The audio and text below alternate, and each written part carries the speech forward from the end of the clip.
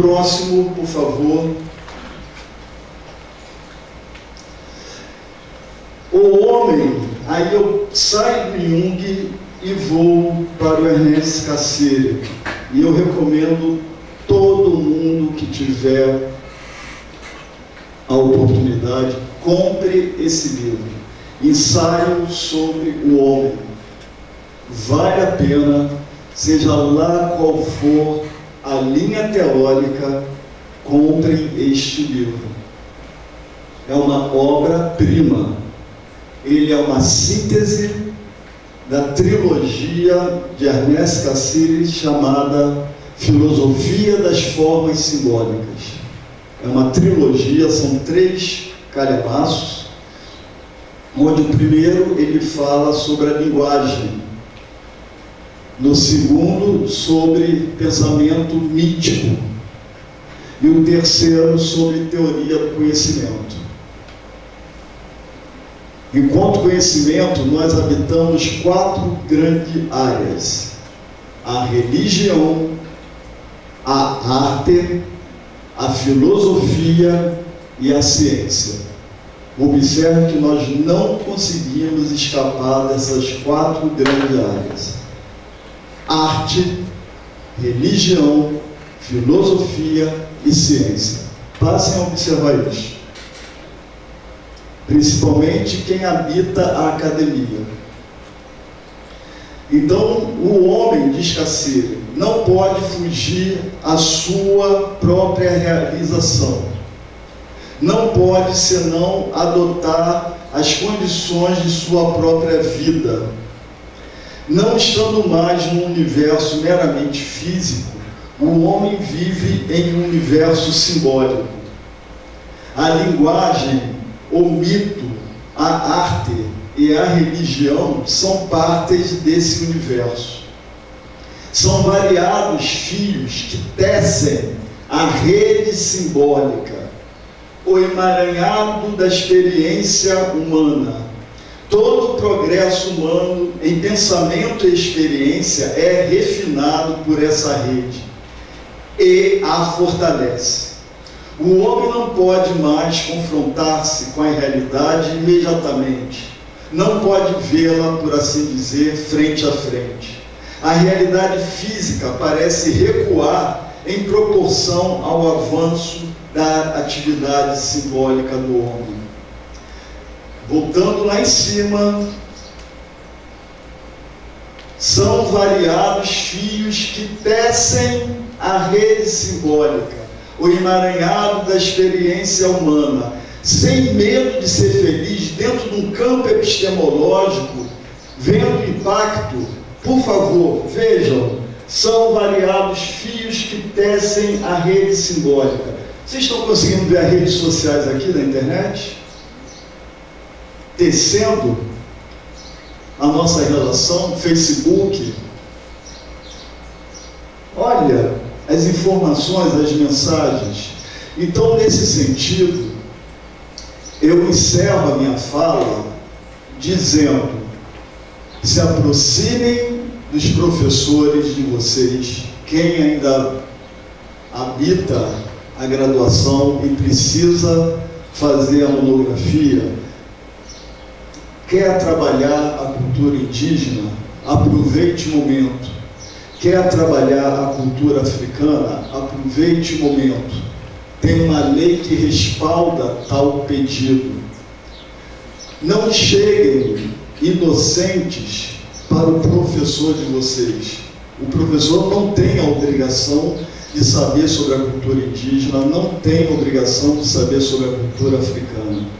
Mas vocês, antes de chegarem com essa pergunta, com essa proposta, que pode ser até indecente para alguns professores, olha o currículo Lattes do professor, dá uma olhada, que a gente carinhosamente chama de fofoqueiro acadêmico. Lá no currículo Lattes, vocês vão conseguir saber o tema que interessa ao professor. E aí, a partir da epistemologia, vocês poderão chegar com uma proposta e, oxalá, ser aceito né, para desenvolver essa monografia. No mestrado, o Bruno, e eu agradeço, já deu um bom exemplo. E eu também estou com uma ótima oportunidade, tá? E me sinto à vontade em estar aqui interagindo com vocês, porque começou o doutorado também lá na Rural. Então, tenho um doutorado em psicologia, estou podendo orientar teses a partir de Jung e estou tendo o privilégio de dar supervisão de pós-doc ao segundo colega que me convidou para ser o supervisor.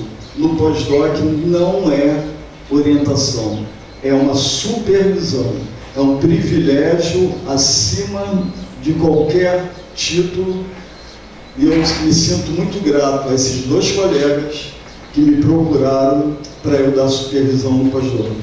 E a comissão organizadora já me agradeceu, que assistiram o vídeo do Bruno, não esse Bruno, do Bruno Simões, sobre a descolonização latino-americana. Muito obrigado, gente.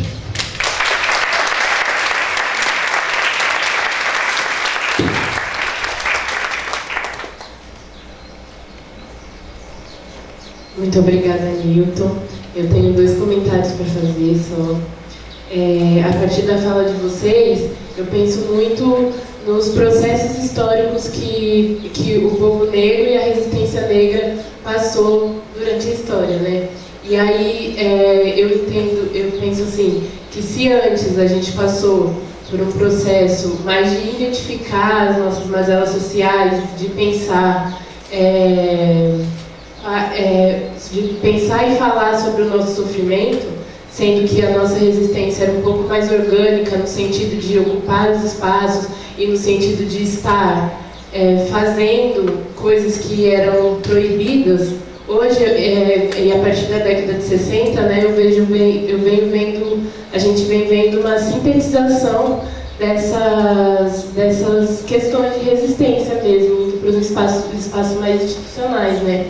E aí, quando o Bruno fala sobre essa memória ancestral, da gente usar como fonte de ressignificação, como uma partida para a consciência racial, eu penso muito nessa questão da gente estar elaborando mesmo as questões mais dentro da academia, as questões sintetizando mais nossas resistências mesmo dentro dessa reflexão racial, né?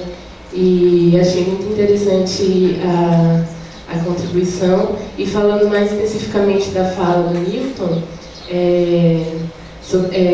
acho interessante essa questão do arquétipo, né? Não sei se eu posso aproximar isso com as ideias africanas, com as questões dos orixás e tudo, porque às vezes eu vejo essa questão do arquétipo, não sei se é parecido e tal, mas uma coisa que até o Mbembe fala, que ele aponta como uma característica do povo negro, que é justamente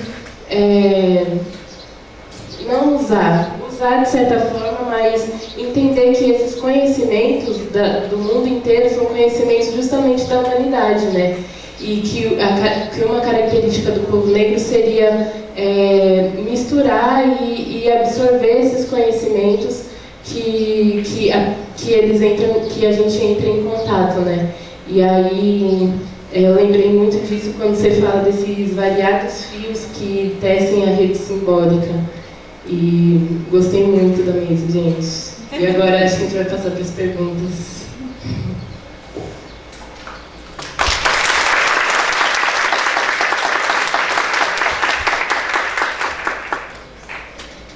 Alguém quer perguntar?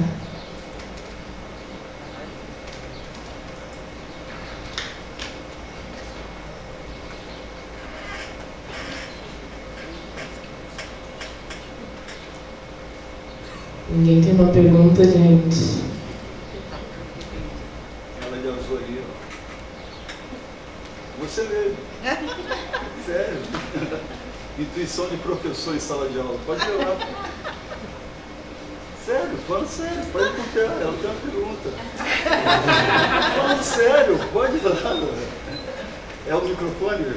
Pode dar. Quer ver como vai sair? Olha só.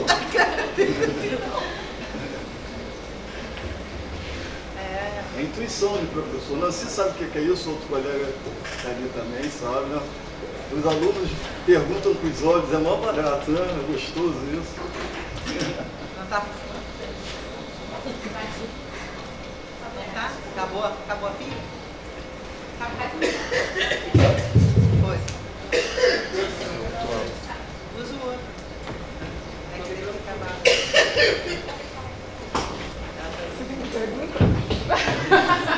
Ela não quer, tá reprimida demais. Né?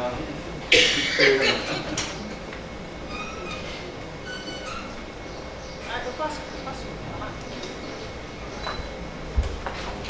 São dúvidas, muitas dúvidas.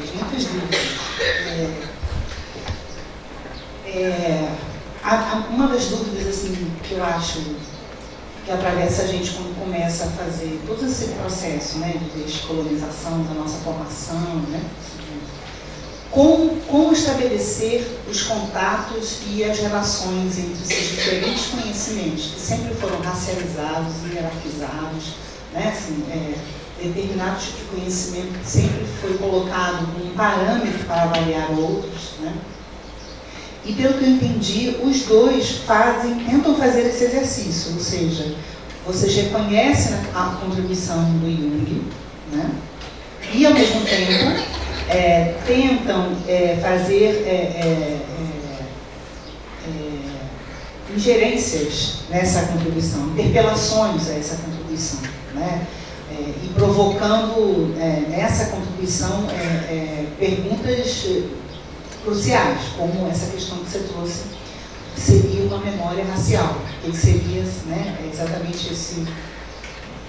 E aí a minha questão parte desse processo de colonização vem também das políticas de dominação, né? Ou seja, o uso de determinados conceitos e nomes, né, não são ingênuos, né? Assim, e aí a questão até que ponto de fato é possível a gente continuar utilizando ainda determinados nomes, determinados conceitos, e ao invés de propor outros. E aí que vai uma provocação, até que ponto mesmo o conceito de ancestralidade de fato pode ter alguma ligação com o conceito de inconsciente, ou que o conceito de ancestralidade nos traz uma outra coisa. Assim, e a ponto de romper mesmo com esse conceito, que é um conceito tão arraigado na formação em psicologia. Né? Assim, não estou desconsiderando o que esse conceito produz para a gente, né, como ferramenta e instrumento. O que eu estou querendo pensar realmente até que ponto eles se encontram e até que ponto não tem condição de se encontrar. E aí cabe um esforço de pensar o que a ancestralidade fala que o inconsciente não fala.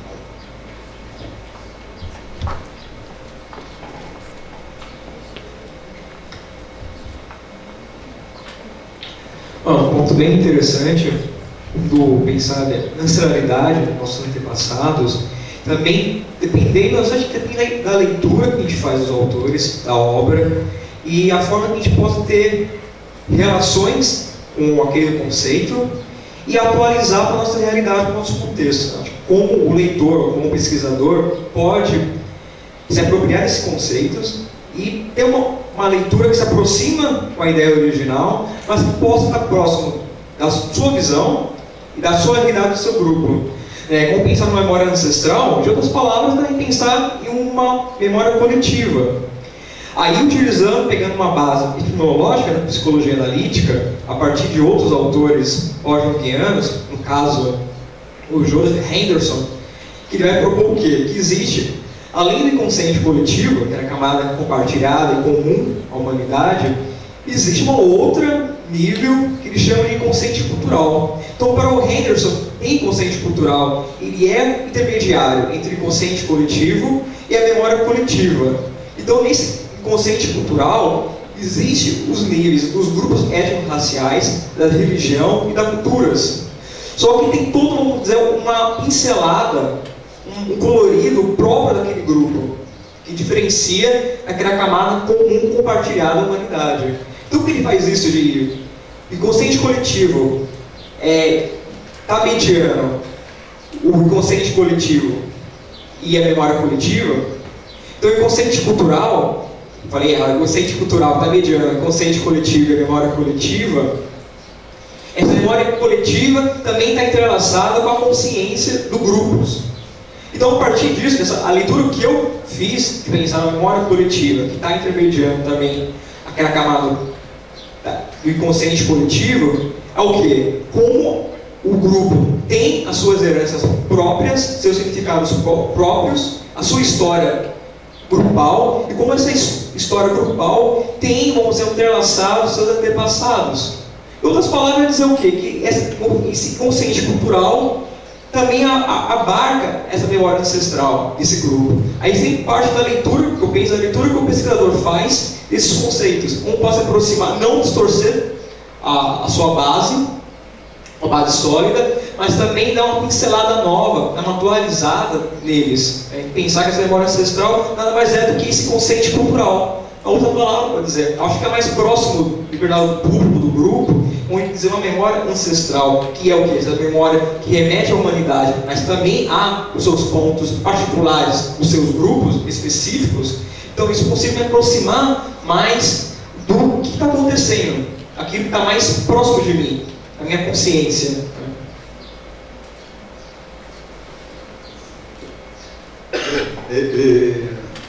De uma forma tranquila, de uma forma bem tranquila, eu convido para uma reflexão a partir da filogenética mesmo, da origem da espécie, né, que é comprovado pela arqueologia que o homem surge no continente africano. A espécie humana surge no solo africano.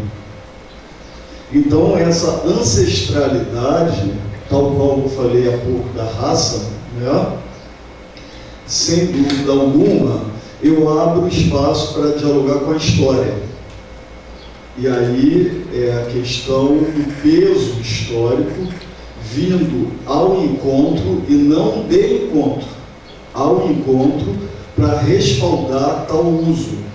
Ancestralidade, por si só, remetendo ao passado, a uma base, a um tempo que dá sentido à minha presença. Então, aqui há uma diferença radical entre o inconsciente que o Jung utiliza para outros conceitos de inconsciente. Para Jung, a libido é energia psíquica, literalmente energia psíquica, tal qual nós temos a energia elétrica, que está aqui, temos a energia solar, que está ali fora, temos a energia hidráulica nas usinas, temos a energia eólica do vento, e a energia psíquica enquanto a psique, que paulatinamente está sendo objeto de estudo para até pensarmos o que seja consciência. A consciência hoje está sendo a menina dos olhos para a filosofia da mecânica quântica. Porque a presença do observador é fundamental.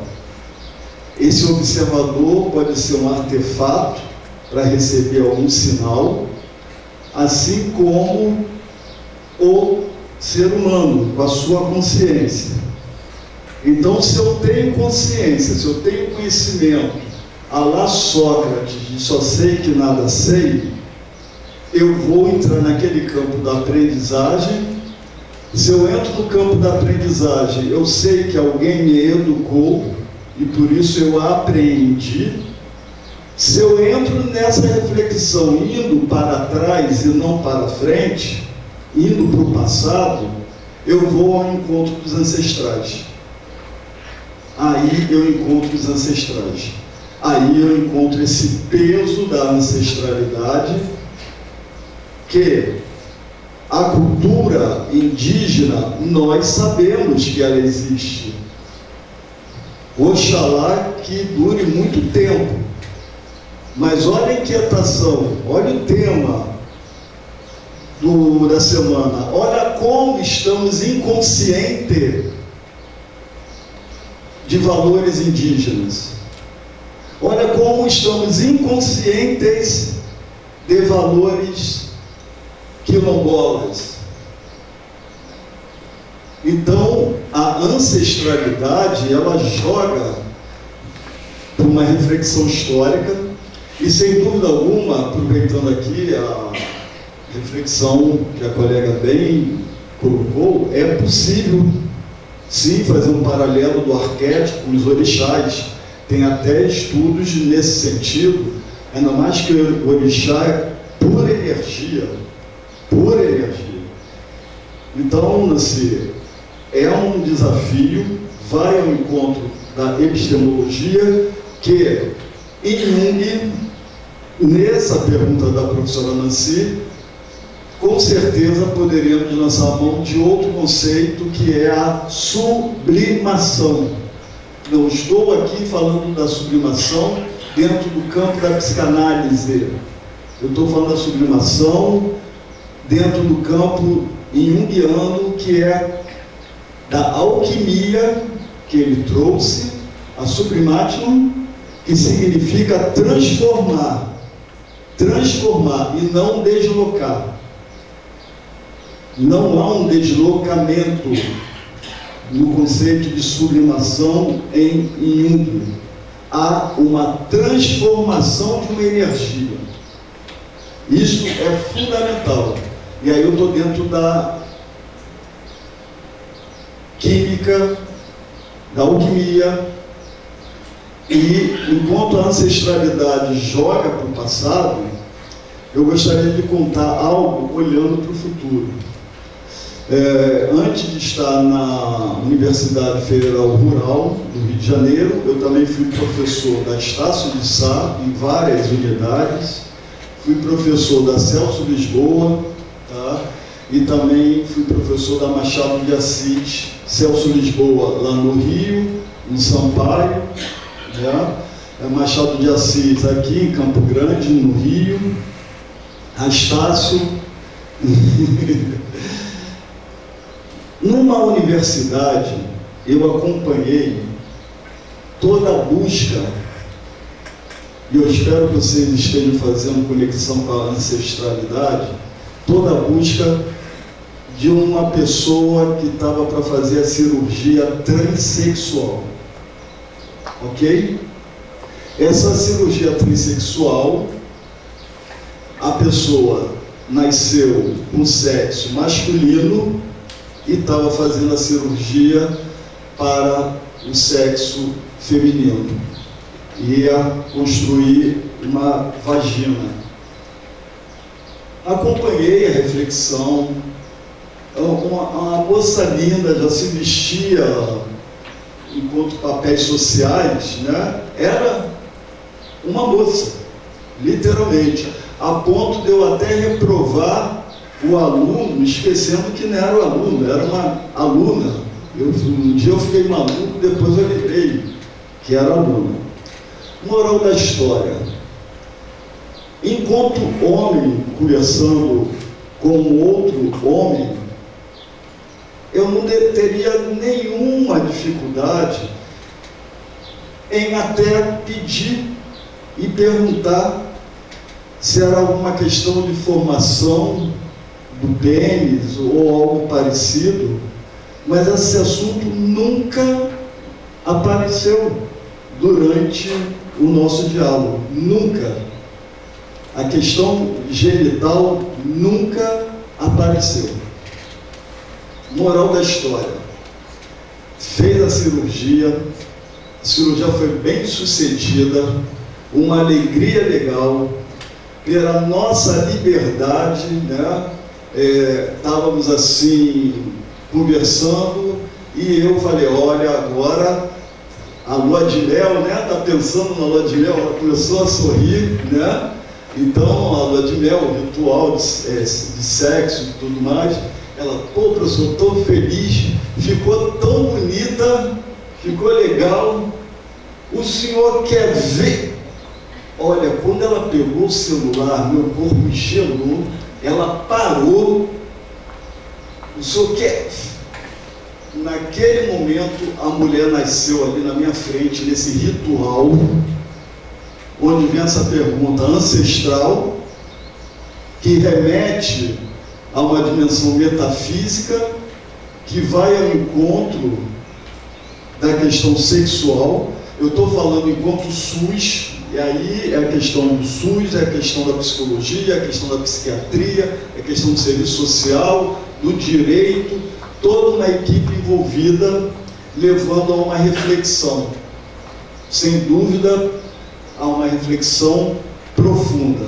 Então, percebam o quanto a nossa área, no momento, nós estamos tendo, sim, condições de refletirmos com seriedade, com muita responsabilidade, e, nesse sentido, Nancy, eu não abro, né, mão de estar vinculando a ancestralidade com a origem da espécie humana, que passa por uma questão cultural, sim, que leva a esse embate acadêmico se um paralelo entre inconsciente e ancestralidade foi estabelecido.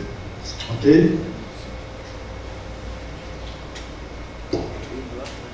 Eu acho que era a última pergunta.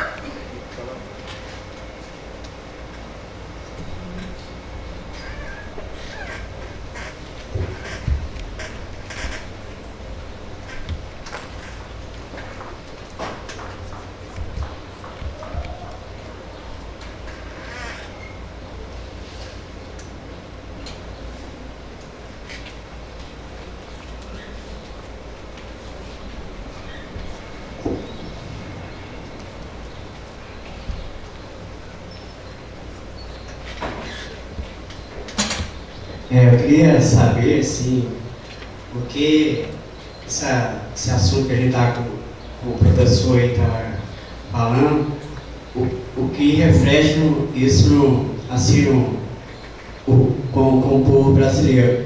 Porque, assim, tem muitas pessoas que não têm a oportunidade, entendeu, de ir para uma sala de aula. Eu mesmo não tive essa oportunidade. Estudei só até a 5ª série, porque meus pais trabalhavam na roça e eu não tinha condições assim de... Comecei a trabalhar muito cedo, entendeu? E trabalhei na Tarefa Central na Vila ali 25 anos e não tinha muita oportunidade de estudar. Mas aí, com a graça de Deus, consegui aposentar, entendeu? E estou aí. Mas o que reflete mais sobre esse assunto que você estava falando, sobre os ancestrais, né? Que era um povo muito unido, entendeu? Era um povo antigo, mas era um povo muito unido. E o que isso reflete assim no povo brasileiro, né? Porque assim, muitas pessoas acham que a vida é fácil. A vida não é fácil para ninguém, entendeu? A vida é difícil para todo mundo.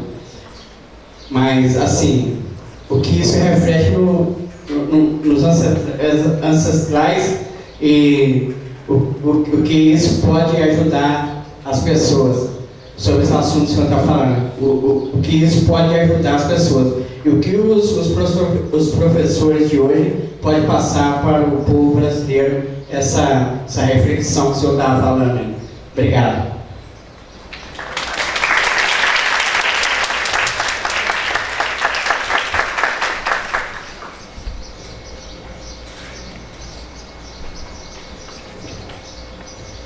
Qual é seu nome? Roberto. Oi? Roberto.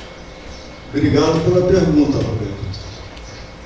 Obrigado. Essa pergunta é super importante.